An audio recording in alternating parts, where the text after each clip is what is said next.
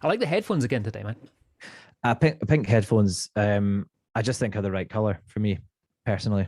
It makes you sound better as well, right? Do you know what it is? I can't find my headphones, and Molly is the only one who seems to have headphones here that fit into the back of this bloody microphone. So I'm not spending money on headphones. It's unnecessary.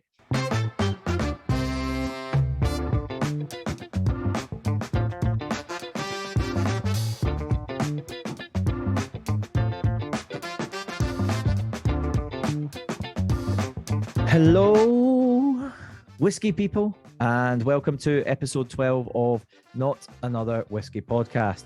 Have you ever wondered about the different bits of kit that exist in a distillery? Things like a worm tub, what does it do? An anaerobic digester, a safety collapse valve, a Lauter ton, a wort chiller, and how thermal vapor compressor system works. Well, the good news is that we don't know anything about any of that kind of stuff. I'm Daz, and I am joined, as always, by my very good and dear friend, Mr. Mitch Beshard. How are you, sir? How you doing, Daz? Great to be on another episode number 12. So a little bit of a change in schedule for this episode this week, as we're going to be talking whiskey and cigars. For those that checked out our previous episode on world whiskies, if you haven't, I highly recommend it because Daz's banter was on fire. But you may remember that we talked about recording this episode in the Holyrood Distillery. Unfortunately, our good friend Nick Ravenhall, who's the managing director there, had to deal with a family emergency. So we had to reschedule that. But Nick, we're thinking of you and your family, mate. Once you're ready, we're going to get that all rescheduled and look forward to doing that. Yeah, big time. Guys, so stay with us for this episode because today we are so excited to be trying 3 cigar malts from 3 different distilleries. And really, I think what we're trying to do here, Mitch, is using all of our experience and time out there in the world of whiskies and cigars and just sort of piecing together, how do you sort of explore these 2 categories together? What are the kind of top tips and things like that we would look at, and some of the stories as well that we've picked up along the way. And not only that, Mitch, you are very well connected in this world. You are bringing in one of the rock stars from the cigar industry who's going to have a little chat with us later on.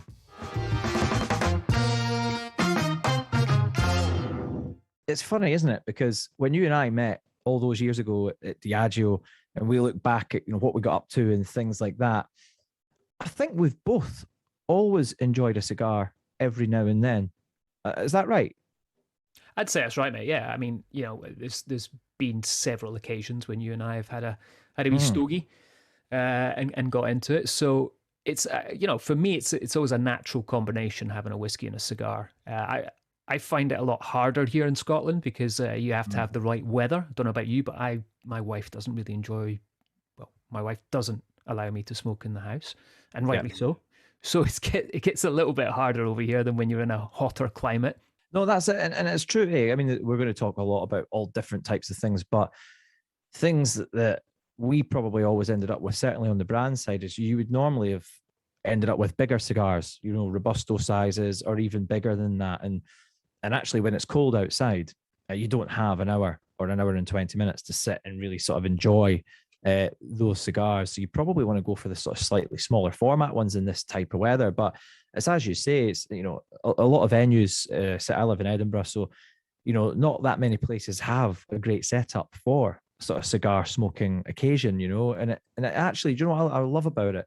It's actually just being able to take an hour out, sit down, and actually just appreciate that hour for what it is. You can put something on a wee iPad and watch some TV. You can read a book, or you can just sit, sip a whiskey, and enjoy that smoke. Absolutely. Yeah, I mean, I've spoken to some big cigar guys before, and that's what they always say. They're like, it's an hour to me. It's an hour for me to gather my thoughts, get my shit together, sort everything out.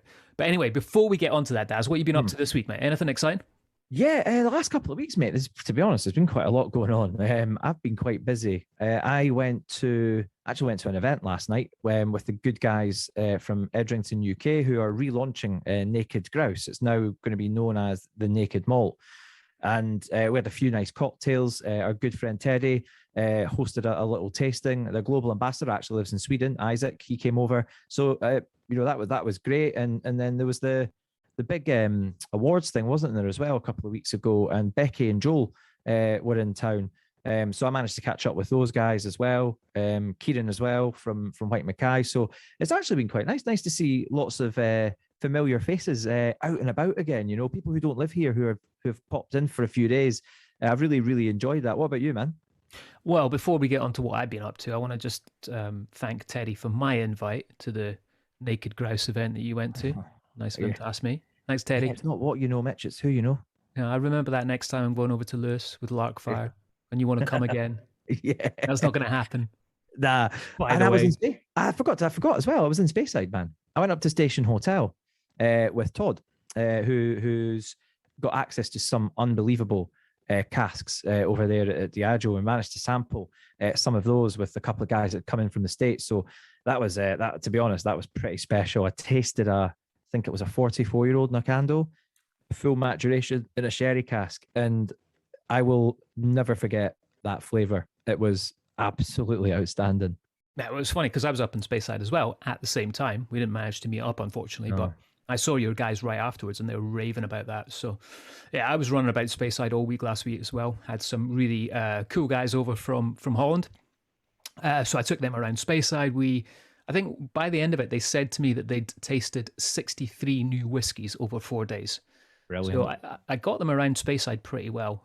We went to, where did we go? Macallan, Glenelg, Aberlour. What else did we do? Holyrood, when we were down in Edinburgh, because I started down in Edinburgh with them. I took them to, we had a dram outside of Dalmunich, Dalyuen. Literally went all over Speyside, mate. Cardew as well, went up there. So it was crazy. Like I say, I started them off in Edinburgh, and one of the things that we need to go and do is do the 5-course whiskey tasting dinner at the Scotch Malt Whiskey. Yeah, you were raving about that, man. Oh, mate, it was so good. Service, great. Food was fantastic. And then, 6 cask strength whiskies that they give you with that. So if you are a member I genuinely think I had the best pie I've ever had there. Food's good. Food is great. Yeah. Service is great. So highly recommend. A wee membership there gets you access to the places upstairs. Our good friends at Scotch Malt Whiskey Society, who let us in there a couple of weeks ago. When was that? Now? I was almost a month ago now, mate. Oh, mate, it's a while ago. Yeah. But yeah, what else did I do? So I did Speyside, run about Speyside, absolutely nuts. That was full on for 4 days with those guys. Then I went down to London this week, doing a Larkfire event down there. So we were doing some highballs with Larkfire, which is a lot of fun. Ardbeg and creme de menthe in a highball. Who knew that would work? How was it? Amazing. And it's green. No, really good actually. So the guys at the Boysdale, that's where we had the event. They made up some highballs for us. So really cool to see that. And then I had to be in Speyside for the next day, so I took the Caledonian Sleeper back up the road, which meant getting on the train at 12 o'clock at night from London and being back in Edinburgh at 7 in the morning. So that was kind of interesting. A little bit disappointed. I was kind of thinking it'd be James Bond style, you know what I mean? Sitting with a tuxedo, vodka martini, looking through an extensive wine list. But yeah, just jumped on it, passed out, woke up in Edinburgh. That was it. I had a terrible experience on the sleeper train. A lady that we worked with a long time ago booked a train ticket for me because I had to be back in Scotland for something, and I was in London. So she booked a sleeper for me. And I opened the door to my cabin, and there was a guy in there in his pants taking his socks off, which is not the best position. No one can do that gracefully, you know. And I just put my bag in, and I just went straight to the beer cart. And the train left, I think, at like 11:30, and I think I left the beer cart at, it must have been about 3 in the morning. Had about 8 cans of speckled hen. Just went in and closed my eyes and prayed that nothing bad would happen to me. That's brutal, mate. Yeah, it was not absolutely nice. Brutal. I got stitched up. It was Fiona Rooney. You'll remember her. She stitched me up big time, man. All right. So before we get into some cigar action, let's talk about what's been happening in the whiskey world. Daz and Mitch's Whiskey News of the Week. Yeah, big news on the blenders front. Jim Beveridge, who's been the master blender for Johnny Walker for a number of years, he's an OB. He's a doctor. He is an amazing font of knowledge, and think of the whiskies that he's put together throughout his career. It's pretty remarkable. So he's stepping down. And Emma Walker will assume the role of master blender now for Johnnie Walker. So the #1 Scotch whiskey brand in the world, Dr. Emma Walker is now their master blender. So that's a big change. Both absolute giants in whiskey, and for one to kind of start winding down. It's the end of an era and the start of a new one. And great to see another female whiskey blender. Yeah, of course, absolutely. Well, my story, kind of not as big as that, but quite a nice little, I suppose you could call it a quirky story. Glen Cairn, who, as everyone listening probably knows, is the official, unofficial whiskey tasting glass, great family-run company. They partnered up with Scottish Field magazine to create this little competition, which I thought was kind of cool. So it's basically to write a crime story, and they've partnered up with some authors. And basically, you have to put in a 2,000-word crime story, and the theme is based on a crystal clear crime. See what they've done there? Right. Okay. I like that. Yeah, really cool. So there's cash prizes to be won. First prize will get £1,000, and then runners up with £250 each. Cash prize. So, you're going to obviously submit that, aren't you? You do anything for a £5. Mate, I can hardly read. How am I going to do that? Yeah, so I thought that was a cool little story, whiskey related, that came out this week. Yeah, no, very cool. And it's Halloween, right? This episode will drop on Halloween, so there's a few spooky things going on in the whiskey world, mate. There's Ardbeg have released a very interesting little collection of bottles. The Wee Beastie, of course, it goes without saying, it feels very Halloweeny. But then also they've released their little mini bottle series of little spooky treats, which does look brilliant. And the other thing that caught my eye, and I actually watched it and thought that was really good, I really enjoyed it, was the Bowmore No Corners to Hide. And it's all about the story. The church that's in Bowmore that's round, and it's round to obviously avoid having corners, so that when the devil came, you wouldn't be able to hide in the corners of that particular church. So that's a very, very special building. So the whole story is based upon once upon a time when the devil came, it visited Bowmore, and it all talks about that, what happened. And there's the guy that narrates the story, I think it's Frank Quietly, I think his name is. He tells that story absolutely brilliantly, and there's a great video actually that goes along with it. And I'm not often enjoying those types of things, but I actually watched the whole thing and was like, that's really cool. I really enjoyed it. And the whiskies that they've released, I think they're doing like it's 23. There's definitely a 23-year-old in there, which looks mega. Yeah, I saw the artwork for that. It looks pretty scary. Yeah, it's cool, really cool. So some Halloween releases, which is very, very exciting. Oh, mate. He's gone high tech, eh? Hey, you like that? You like that? I didn't know you had it in you, mate. Mate, I'm hilarious. Yeah, you're going to ruin all your good work. Right, so look, we do love whiskey, and we've been involved with whiskey for a very, very long time, and we've kind of alluded to it a little bit. We have touched on cigars throughout our careers in various different ways, and we've met people who make cigars. We've worked with retailers who stock both whiskey and cigars. And I actually was thinking back, just as we started talking about this, about my first engagement, I suppose, with a cigar. And like almost every single thing that I've kind of experienced in life, it goes back to Rick's. We had a small humidor, and I had a Villager #2, I think it was, there. And I remember after that, I did a cocktail competition, which I never won. I came second in a Johnnie Walker competition, but the final was up at Drumure Castle, which was the castle that Diageo used to have, and they used to do a lot of entertaining for their blends there and things like that. And I had a Cohiba Robusto up there once, and I remember just thinking, that flavor is just absolutely delicious. And then obviously as time's gone on through like the ambassadorial stuff, we've been all over the world. I've been to different cigar lounges, worked on a really good collaboration between Davidoff and Dalmore, actually, which worked really, really well, I thought. And in lockdown, actually, I just sort of took it upon myself. Me and 3 or 4 other guys set up a small club. We called it Stogie School. And we just started signing up for tastings, cigar tastings, just to learn a little bit more about them and things like that. So I think like cigars always been something I'm quite interested in. Don't smoke them very often, maybe one a month if I'm lucky. I enjoy that hour outside. But then it just got me thinking, when I saw the Tom and Towel, the Tam Do cigar malts being released, and obviously I worked on Dalmore cigar malt, I just thought this is a good topic. Actually, I don't know if I've ever seen anyone have a tasting of the three cigar malts side by side. I'm not aware of one.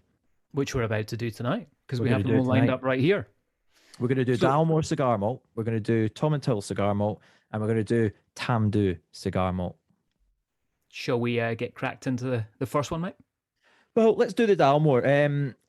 I've obviously worked with Richard and got the background here. It was released originally back in, I think, 2005.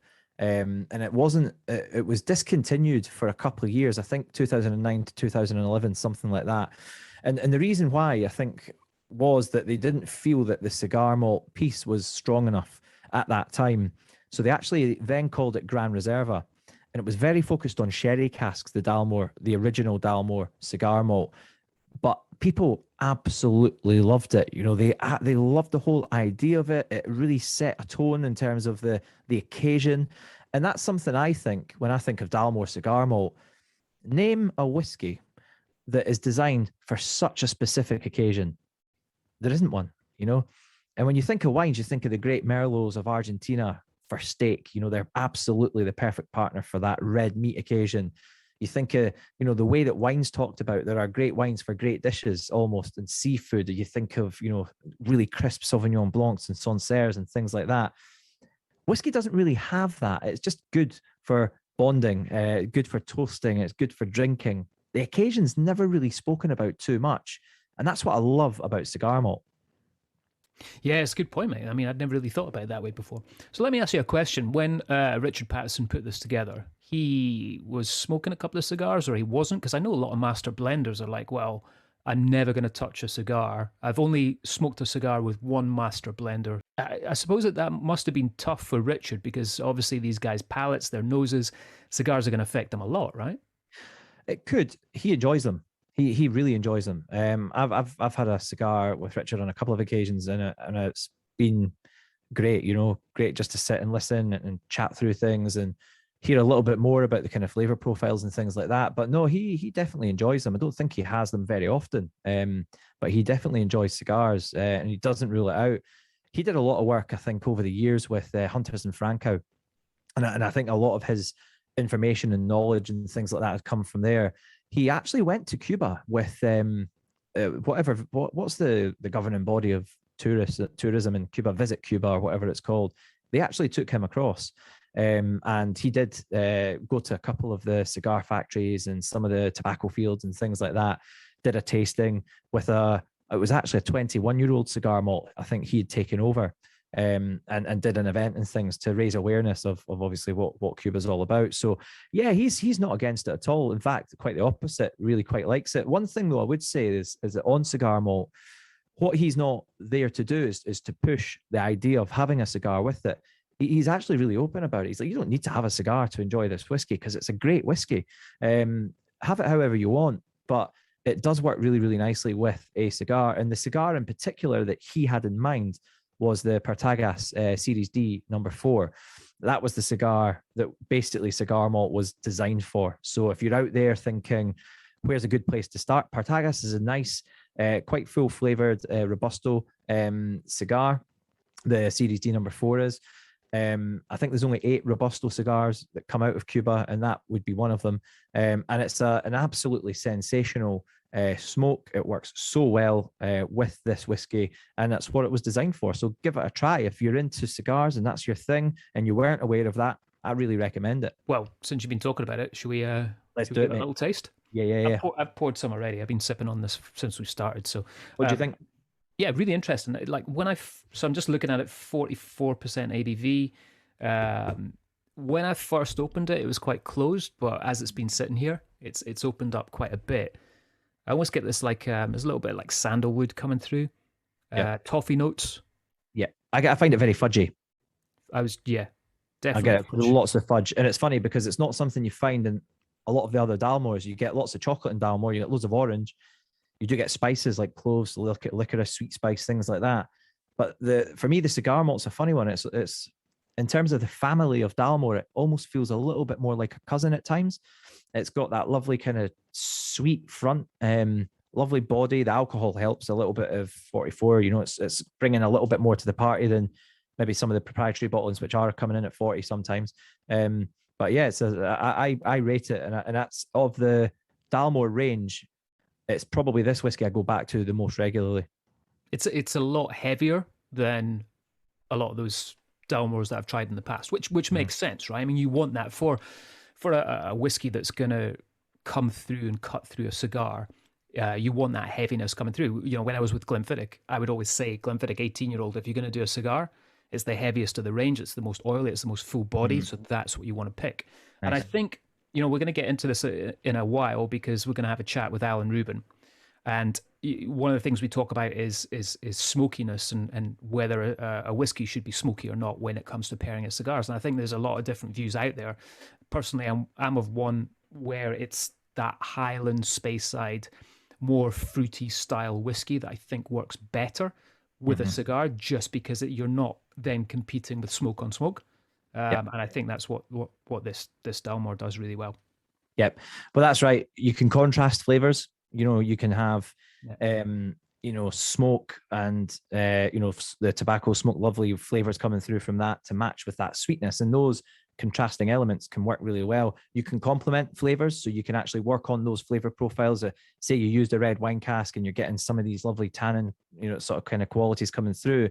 Get a cigar that also has that leathery, almost sort of really classic tobacco kind of notes. That'll work really, really well. And then the other one is, of course, is to compete.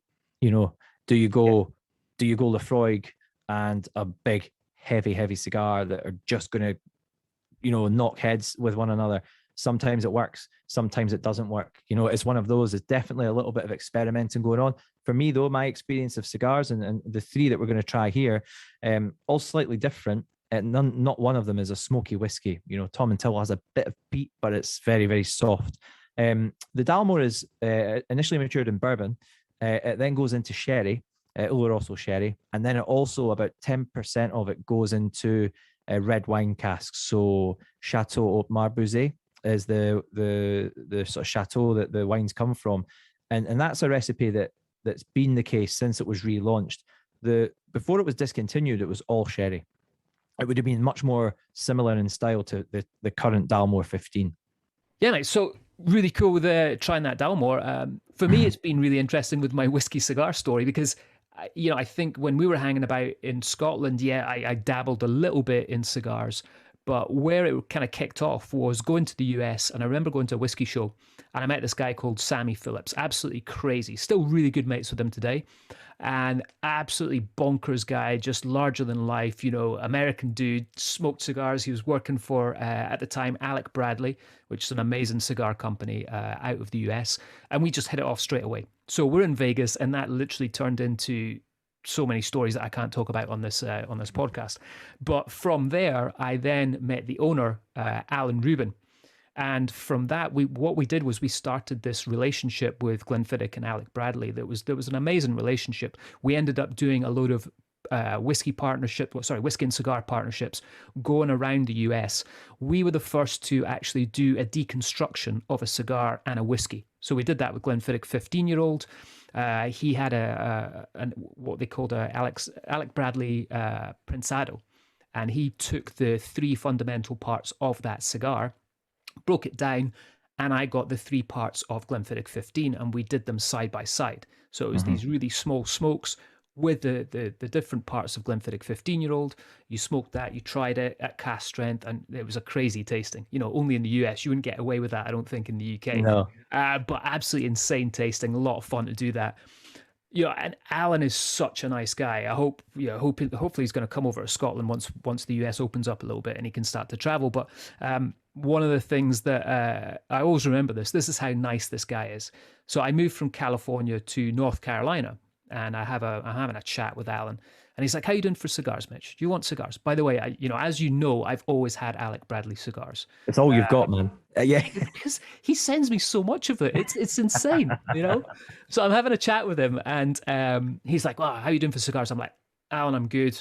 All good, man. But, I'm not smoking as much because it's getting a little bit cold. North Carolina has seasons, not dissimilar to Scotland when it comes to the winter.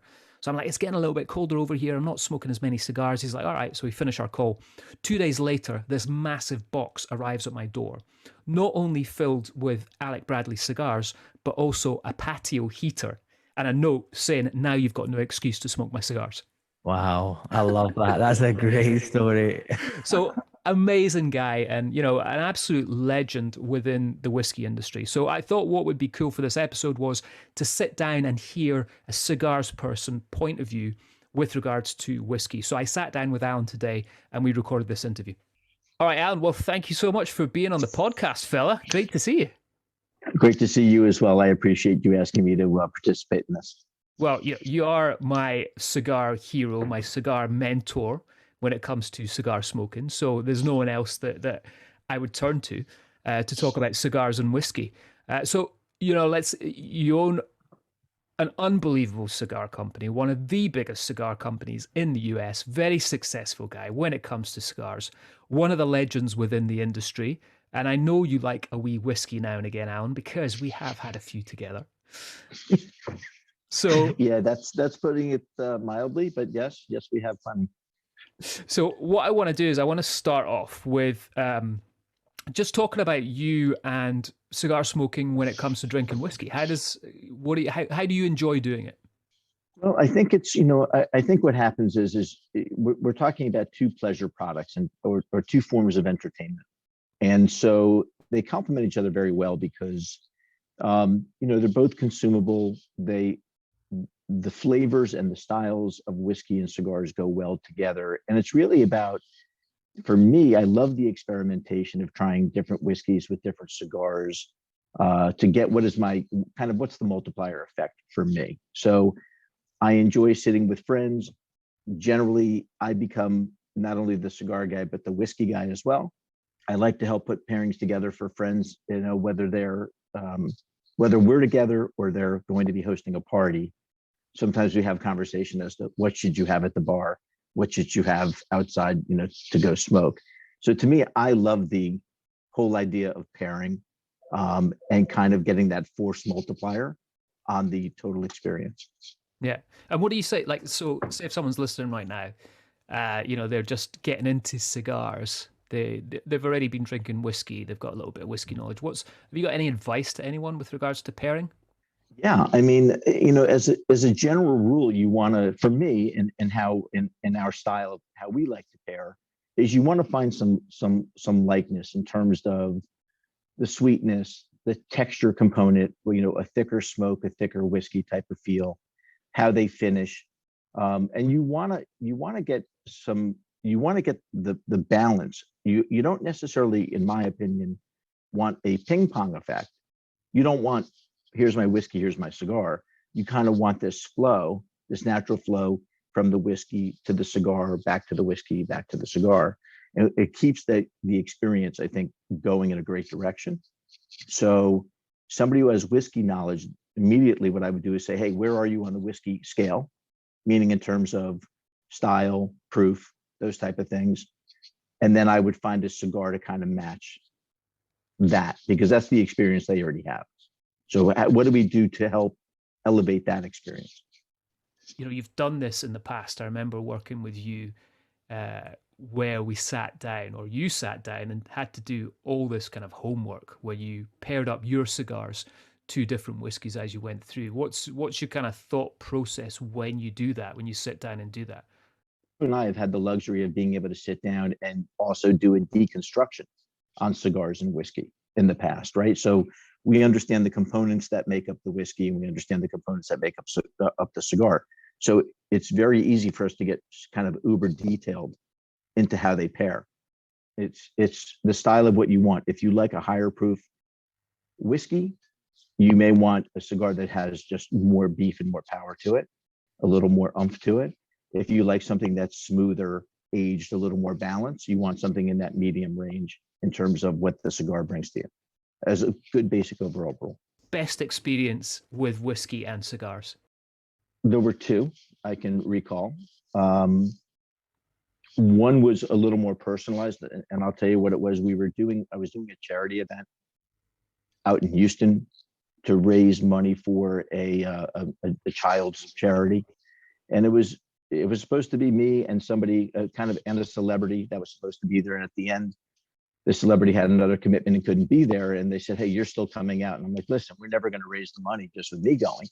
We have to figure out how we're going to do this. We have one night to raise $25,000 or $30,000 with a very small group." And so I called somebody from William Grant, David Allardyce. He came out and met me. We did an event, and we raised $30,000 literally after we sat down in 1 hour. We raised $30,000. The event was over. We were sitting down. Everyone was just enjoying themselves. We were out on this patio of this country club, and I had a glass of Glenfiddich 30-year-old, and I had our latest release of the Alec Bradley Fine and Rare. I was somewhat in a crowd, but sitting by myself. And there was just that moment in time, that one moment in time. And I thought to myself, life really just doesn't get better than this. This moment in time, everybody should experience. It was just a elevated level of pleasure and understanding and clarity and relaxation. And again, I was with a group, but ultimately I was kind of within myself with my cigar and with that whiskey. And it was just kind of a moment of bliss for me. Nice. In all the years that I've been in business, those have been rare. Yeah. So I think that's one. The other was, I was in New York, and I was at the offices of M. Schenken, which is Whiskey Advocate and Cigar Aficionado and Wine Spectator. And they were literally moving offices the next day after over 20 years in the same building. And I happened to be with Mr. Schenken at the time. I happened to just be up there, and I went up to say hello. And he said, "Hey, it's the last day, and this building is it's no smoking. So, we're moving." So I said, "Well, it's your last day. You built, Wine Spectator and Cigar Aficionado and Whiskey Advocate out of this building. And I think we should celebrate with a whiskey and a cigar." And he looked at me. I said, "What are they going to do? Kick you out? You're leaving tomorrow. It's your last day." And Mr. Schenken pulled 2 cigars out of his humidor. We pulled some whiskey out of the closet, and we sat down and toasted really the growth and the experience and everything that he's been able to bring to the industries that we love so much. So there were 2 very iconic moments in time, one with somebody who's helped our industry so much, yours and mine as well. And the other was, we raised money for a children's charity. And yet within all of that, I'm probably got the most satisfaction out of everybody, within that area. Some of your favorite pairings. Let's talk about some of your favorite pairings with Alec Bradley Cigars and any kind of whiskeys out there. If I was going to, let's say, pick a category in terms of the whiskey in itself, to me, still my number one whiskey cigar pairing is Glenfiddich 15-year and the Alec Bradley Prensado. I'm not sure. I think when we hit on it together, there was kind of that aha moment. Like, I didn't understand this could happen, that you could have this multiplier on the experience by putting these 2 together. And that was the beginning of me understanding what the roller coaster ride was. Which was really cool, because then we went on to do the deconstruction of the Prensado and the Glenfiddich 15-year-old together. Yeah. So to me, there's still a lot, because, think about what we do in terms of whiskey and cigars. They're both very emotional products, right? Because you get attached. It puts you in some social atmosphere sometimes, or social situations where you're getting to know people over a whiskey and a cigar. And so to me, there's an emotional connection to that pairing, because it was the beginning of a lot for me in terms of understanding the power of whiskey and cigars together. So that's one pairing I like a lot. And then Irish whiskey, I recently did a pairing with Redbreast 27-year and the Kintsugi, Alec and Bradley Kintsugi cigar. I put those together, and they really paired beautifully in terms of viscosity, in terms of how it finished, in terms of the fact that neither the cigar nor the whiskey overpaired one another. So it balanced really well. So that was a good pairing for me. What's your opinion on smoky whiskeys and cigars? For me, the most difficult to pair in the style that I like to pair. So some people have, I'm sure many people have a lot of different pairing styles that they like to use. And so some people say, hey, I want the whiskey and then I want the cigar. I get two different experiences. Instead of one that flows, I get two different experiences, and they like it that way. So I think that when you have a peated or smoked type whiskey, one is it has a tendency to inundate the nose a little bit. And then I think, to me, it's the most difficult because it's a very strong single pointed type of flavor. Not that it's not balanced, it can't have all the other things, but between the nose, it becomes a little one directional for me. It's very difficult to find a cigar that can pair nicely with that and keep up with that. Now, if you speak to other people who are very much in the cigar business and or in the whiskey business, they don't agree with that at all. They like that back and forth piece. So everyone's a little different in their style. Yeah. And they should drink and smoke to the style that they enjoy most. I think I'm with you, though. I find that if I'm going to go for a pairing, I always tend to go unpeated over a peated whiskey. I don't enjoy smoke on smoke. So it's a great way to say that. Great statement, as in, because the smokes are different. Yeah. And therefore, for me, they compete. Beautiful. Well, Alan, thank you so much for being on our little podcast. I know you're a busy man. You're about to run off and chat to some politicians. That's kind of how high level this guy actually is. So, Alan, I really do appreciate you doing a little interview with me today, man. And great to see your face. I look forward to coming over to the US soon and hanging out again. Love to get together, replay some of the times we've had together in the past. Well, not all of it, but some of it, yeah. Yeah, definitely not all of it. But listen, thanks for having me. My best to the family. It is always great seeing you.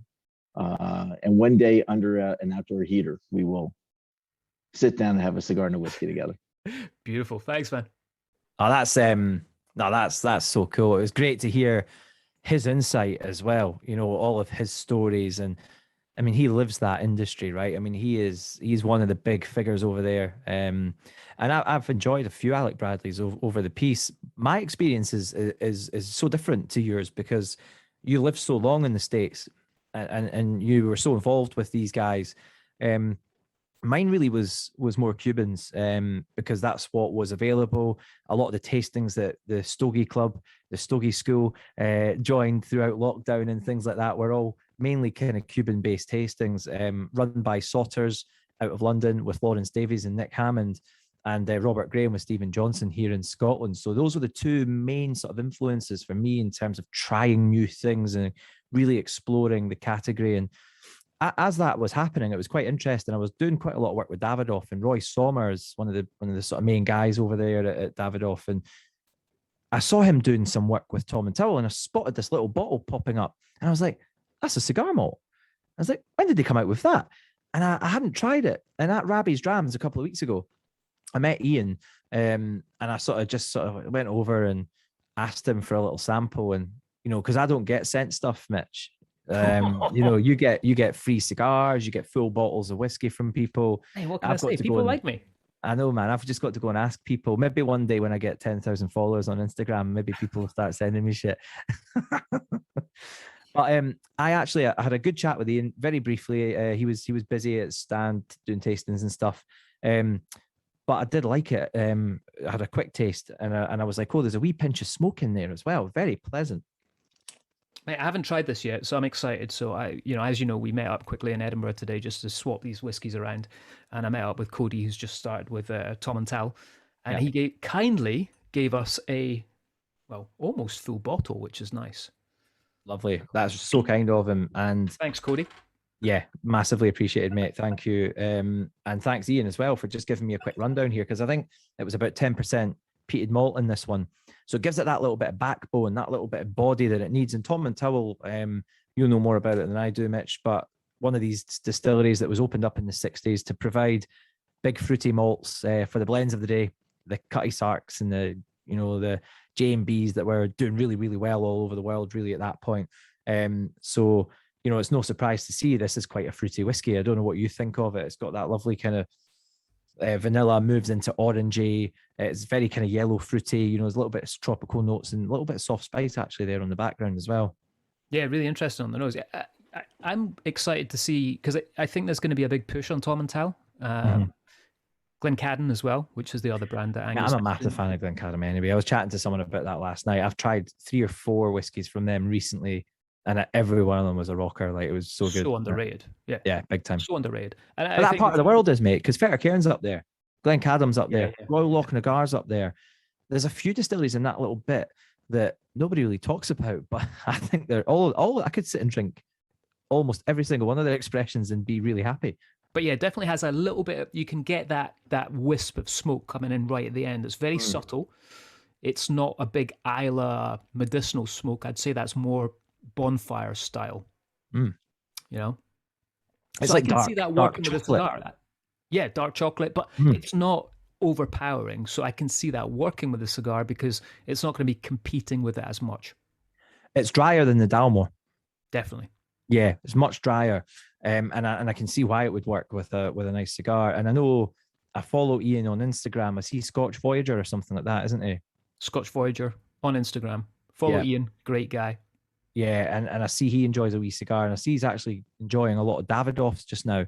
Davidoff would sit on the more mellow side of the world of flavour of cigars. They have got a couple which are big hitters. They do the Late Hour, which is a cigar actually that the tobacco's been fermented in Scotch whiskey casks, and I wouldn't be surprised to hear that they're from Tom and Towel. They probably are.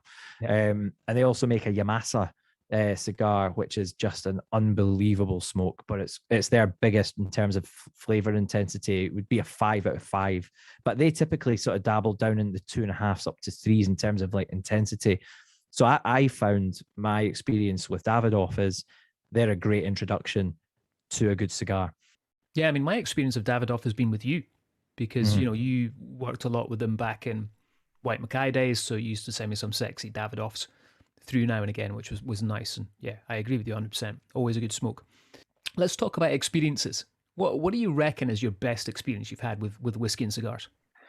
There's been a few that have kind of caught me off guard, to be honest. I remember I went out to Siberia and ended up in this like mad club. It was weird. It was in a car park. It was around the back of a with some like sticks again in a sauna. Is this where this is leading? It was the same trip. But there was like this car park. It looked like a community centre. We went round the back of it, went in this set of stairs up the back in a door, and we were in this beautiful cigar club. You would never have known it was in there. And I was met by this guy. He was basically like, he looked like Jean-Claude Van Damme or something. He was kind of good looking dude with muscles everywhere, and he was kind of big smiles and all that sort of stuff. And he was like, shook my hand, and I was like, dude, man, he's like, he looked like an athlete. And it turns out he was a Sambo champion, like a Russian wrestler, basically. Wasn't that tall, a bit taller than me, but and most people are. But that was an amazing experience. And what I loved about it was one of my first trips to Russia was I really got to enjoy some really, really nice cigars, and actually got to fully understand and appreciate what Russian hospitality is all about. And my preconceived ideas were completely smashed to pieces because some of the warmest hospitality I've ever experienced was in Siberia, of all places. I mean, so welcomed. Really, really enjoyed myself. The guys really looked after us, and we got to really just get into some good whiskies and some good cigars. And that event, I mean, there must have been about 40 or 50 people at that event. It was absolutely sensational. Really, really enjoyed myself. What about you, man? You must have done some pretty crazy stuff in the States. I mean, yeah, I was thinking about this earlier. I do have quite a few. And the great thing about in the US is there were so many really cool places where you could smoke cigars. So like members clubs, that were open. There was cigar bars. I think New York is probably the best spot in my opinion. Soho Cigar Bar, like places like that are just really cool. I think my fondest memory is a really, really basic one. And it goes back to Alan Rubin again. So we did an event in Chicago and it was with the whole team. the Glenfiddich team at the time. And we brought Alan in to do like a 101 on cigars for us, which was amazing in itself, because you got this legend within the cigar industry sitting down talking really basic 101 stuff, like how to cut a cigar, how he goes around picking, the tobacco, what he does there, what's going on with it. So anyway, we're doing all that, go out for a really nice meal, and then we hit a couple of bars. And now we're like, well, we need to smoke a cigar. Where are we going to smoke a cigar in Chicago? You would think Chicago, right? Great cigar bars, but apparently not. Or they're all shot on that night. We just couldn't find anything. So now it's getting late in the night. So I go up to my room, had a bottle of Glenfiddich Snow Phoenix, grab that, and I go down and I'm like, oh, I haven't got any glassware. What do I do? Speak to the guys at the front desk. They gave them some plastic cups. We literally stood or sat by the Chicago River until 3 a.m, just having a great time, smoking cigars, having a laugh, and drinking amazing whiskey that I think retails for about £600-700 a bottle now, if you can find it, out of plastic cups. It's mad, isn't it? I mean, those are the moments, and that's why I really like the idea, and why every now and then I do enjoy a good cigar is for things like that. You'll sit for an hour, enjoy yourself, take it in, and you've got lovely flavor combinations going on as well, and that's the appeal to me. That you've nailed that. That's cool. I think the worrying thing about cigars and whiskey is it's definitely moreish. I don't know if you find this, but suddenly I'm like, into my third, maybe fourth dram because I'm smoking a cigar. I remember we did a competition once. It was like a bartending competition that was really cool. And the winner, again, this was over in the States, and the winner was from Seattle. And what he did was he actually created a cigar with 3 different wrappers. So Daz, as you know, when you smoke a cigar, there's 3 stages to it, right? Yeah, well, it smokes in thirds. So and I think a lot of people don't maybe realize that. I think they think the flavor will be consistent throughout, but there's huge developments of flavors on a lot of these cigars as you smoke through the cigar. Exactly, yeah. So he played on that, and the wrapper started very light and then went heavier as you got to the end of it. And the whole idea, it was paired up with different whiskies as you went through, and the whiskies got heavier and heavier. Nice. Which I thought was really clever, actually. Yeah, no, that's cool. I mean, I can see why that would work. That's basically what we had to do for our events was, picking 3 whiskies to go with a cigar, so that the first third was paired with Dalmore 12, the middle third 15, and the final third could be the Cigar Malt or the King Alexander or something like that. That was definitely the kind of format that works, But like you say, you'll fly through a few whiskies in no time. Guaranteed. We sent the message out, the SOS, help us. We are going to do a cigar whiskey tasting thing because we needed to change up the subject today. So we reached out to a few of our friends, and the guys at Tom and Till. Cody was great. He's sorted you out. I put a message out to Gordon Dundas, who's the global ambassador over there at Ian McLeod, looks after Glengoyne and Tam Dhu. Everyone in the whiskey industry knows Gordon. He's been around for a long time. I still think he's only about 30 right enough. I don't quite know how he's managed to squeeze it all in. But that whiskey, mate, all the whiskey he drinks keeps him young. And Tam Dhu, look, we know Tam Dhu is a great whiskey, great cask policy over there at Ian McLeod. And there's a whole story that we can go into in another episode about how that is and why and the benefits of it all. But there's no surprise to see, Tam Dhu creating a cigar malt, because style-wise, it's absolutely bang on. Big influence from European oak, loads of tannins, loads of big fruits, loads of big flavors and things like that. So Gordon managed to get us a sample, and actually it was Emma Newton, who's the blender over there. She sent us a couple of samples, which is very kind of her. So I'd just like to say a massive thanks to the guys, because this is a blockbuster whiskey. I actually tasted it the other night for the first time just to have a little look at it, and I must say, mate, I was blown away by the quality. I've just had a taste that right now, and it's 53.8%. So this is the biggest whiskey that we're trying tonight. It's just made me salivate so much. I love Tam Dhu. I mean, for me, this is a dram that I'm going to put my hands up here and say that I'm quite a newbie to Tam Dhu. Until recently, I hadn't really tried that much of it. And then, I was chatting to Gordon. He sent me a bottle. I absolutely love it. And I'm going to tell you about an experience that I had last week. So I remember I was saying that I was up in Speyside with the Dutch guys. I know Sandy McIntyre is the distillery manager there, and I said, Sandy, I'm going to be walking around the distillery. If you want to pop out and say hi, that'd be cool. So I took the guys down. And we're just kind of walking around because it's kind of cool. Tamdoo's got its own little cooperage there as well, so you can walk around the casks. You can't go and visit it, unfortunately, because it's closed to visitors. But Sandy then walks out with the keys to there's the little train stop that they have. It's right on the Speyside Way. So he opens that up, 2 bottles of Tamdoo in hand. We literally just sat there, me and these Dutch guys. He is pouring them drams, and honestly, they must have been a solid 3 to 4 fingers, these drams. It was incredible. He's just sitting there chatting stories about back in the day, you know, such a cool guy. Like, I'd love to go. Actually, it'd be great to get Sandy and Gordon on the show and just listen to their stories, because, you know, the two of them together, they're pretty funny, those two guys. But yeah, big fan of Tamdoo. I love the fact that it's all European wood that goes into it.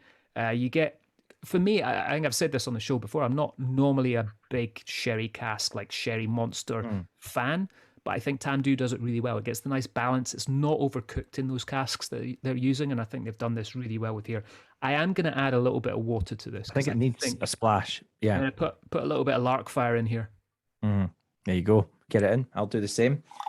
I think, honestly, I think it's, I remember working at Macallan and Bob taking me through, Bob Dalgarno used to be the whiskey maker there, taking me through into one of the warehouses where they've got upstanding casks for marrying. So they would marry the 18-year-olds, for example, for a period of time before it would go down to get bottled. And what you do is you actually slowly reduce the strength of alcohol. So you would reduce it as it goes into the marrying cask. You would then reduce it again before going down to bottling. You might do that 2 or 3 times in terms of the reducing. So those marrying casks, I remember, I think they sit at 48 or 50%. I can't remember exactly, but it's about that. Going in there into the warehouse, sampling from these marrying casks and tasting those whiskies at warehouse temperature, at that higher strength, in that condition. It's Macallan 18, you know, good juice, lots of European oak influence coming through. As soon as I tasted this, I was like, it almost took me back to that moment. Almost the spicy notes that you get from this whiskey, from the European oak, that heavy clove, but then it drifts into honey. It's like, it promises bitterness, but then it just goes sweet. And it's just so interesting. And I can see exactly why they've really thought about this. We must get Gordon on and Sandy to ask them what cigar flavors did they have in mind when they created this. We haven't had time to really kind of go into that on Tamdoo. Something for another time maybe, but yeah, I can see why it would work. This is the biggest dram we've had all night. Miles, yeah, it's by massive. a long way. I mean, even there's no smoke, there's no peat in there. Tamdoo don't do any peated new make. But that sherry cask is just really punching through. It's so drying, but in a very satisfying way, you know. Yeah, it's got grip and presence, doesn't it? Yeah. I mean, I can really see that working with a cigar. No, I'm a big fan of that. So there we are, mate. We've tasted 3 cigar malts. 2 years ago, there was only Dalmore. I know there's an independent bottler that does one, I think, as well. I think they had a Mortlach, which was labelled as a cigar malt. I think it might be Gordon MacPhail. I can't remember who it was that did it. But proprietary bottlings from distilleries. Now, there was only one, and now there are 3.